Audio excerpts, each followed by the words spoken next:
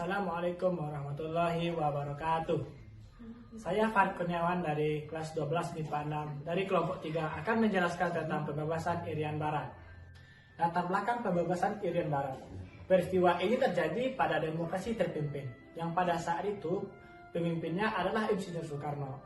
Peristiwa ini harus segera dilakukan karena sejak proklamasi tahun 1945, Belanda menangguhkan pengembalian Irian Barat kepada Indonesia. Hal ini yang mendesak Presiden Soekarno untuk segera mengembalikan Irian Barat ke pangkuan Ibu Pertiwi.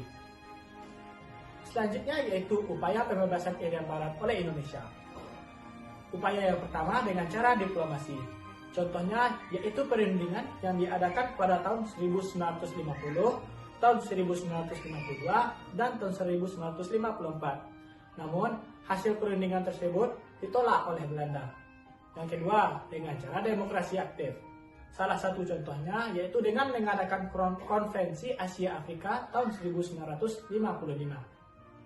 Selanjutnya yang ketiga, yaitu konfrontasi politik. Salah satu contohnya yaitu dengan membatalkan hubungan Uni Indo-Belanda secara sepihak. Yang keempat, konfrontasi ekonomi. Salah satu contohnya yaitu membatalkan hutang Indonesia kepada Belanda. Membangun dunia kembali. Pada tanggal 30 September tahun 1960 diadakan sidang PBB. Namun, tidak terjadi kesepakatan antara Indonesia dan Belanda. Yang pada akhirnya Soekarno menempuh cara yang lebih keras, yaitu dengan cara konfrontasi militer. Dalam upaya konfrontasi ini, Indonesia mencari bantuan ke luar negeri yang dipimpin oleh Menteri Pertahanan yang saat itu dipimpin oleh A.H. Nasution. Selanjutnya, melihat perkembangan militer Indonesia, Belanda justru mengajukan protes ke PBB bahwa Indonesia akan melakukan agresi. Belanda pun memperkuat kedudukannya di Irian Barat dengan mengerahkan kapal perangnya ke perairan tersebut. Pada tanggal 19 Desember tahun 1961, pada rapat besar Yogyakarta, Presiden Soekarno mengeluarkan komando untuk mengajak seluruh rakyat Indonesia terlibat langsung dalam pengembalian Irian Barat, yang lebih sama-sama kita kenal dengan Trikora, yaitu Tri Komando Rakyat.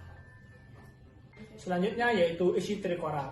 Pertama, gagalkan pembentukan negara boneka Papua. Yang kedua, kibarkan sang merah putih di Irian Barat.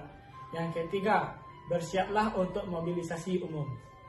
Setelah Trikora, Presiden Soekarno mengeluarkan keputusan Presiden nomor 1 tahun 1962 yang berisi yaitu pembentukan Komando Mandala Pembebasan Irian Barat yang dipimpin oleh Soeharto.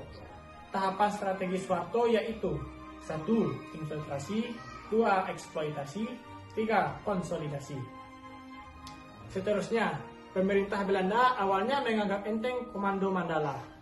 Pasukan Indonesia tidak akan mampu melakukan infiltrasi ke Irian Barat. Ketika operasi infiltrasi Indonesia berhasil merebut dan menduduki kota Teminibuan, Belanda terpaksa melakukan perundingan terhadap Indonesia. Selanjutnya, pada tanggal 15 Agustus tahun 1962, pada tanggal tersebut diadakanlah perjanjian di kota New York. Dalam perjanjian New York ini, Indonesia diwakilkan oleh Adam Malik, sedangkan Belanda diwakilkan oleh Van Rooyen. Isi perjanjian New York tersebut adalah yang pertama, Belanda menyerahkan Irian Barat kepada UNTEA selambatnya 1 Oktober 1962. Yang kedua, pemerintah sementara PBB menggunakan tenaga Indonesia. Yang ketiga, Angkatan Perang Belanda kembali secara berangsur-angsur, sedangkan Angkatan Perang Indonesia di Irian Barat di bawah pemerintah sementara PBB. Yang kelima, bendera Indonesia dikibarkan di samping bendera PBB. Yang keenam, pemerintah wajib melaksanakan penetapan pendapat rakyat atau PPRA. Terakhir yaitu hasil perjanjian New York. Indonesia harus menyelenggarakan PPRA. Sayangnya terjadi kekacauan politik di Indonesia. Salah satunya yaitu dengan G30 SPKI yang menyebabkan Presiden Soekarno harus turun dari jabatannya. Karena hal itulah Indonesia baru menyelenggarakan PPRA pada masa Orde Baru, di mana Indonesia dipimpin oleh Presiden Soeharto. PPRA diselenggarakan pada tanggal 14 Juli sampai dengan 4 Agustus tahun 1969. PPRA diatur oleh Brigjen Sarwo Ediwe dan diawasi oleh perwakilan PBB Fernando Ortiz Sanz. PPRA dilaksanakan tiap-tiap kabupaten dengan metode many man one vote. Metode ini dinilai lebih disesuaikan dengan musyawarah di Indonesia. Pada tanggal 19 November tahun 1969, Fernando Ortiz Sanz membawa sidang umum PBB ke-24. PBB menerima hasil PPRA tersebut karena sudah sesuai dengan isi perjanjian New York. Sejak itulah, secara de facto dan de jure, Irian Barat resmi menjadi bagian dari Negara Kesatuan Republik Indonesia. Sekian penjelasan singkat saya tentang pembebasan Irian Barat. Saya Farid Kurniawan dari kelompok 3 undur diri. Saya sudahi dengan Assalamualaikum warahmatullahi wabarakatuh.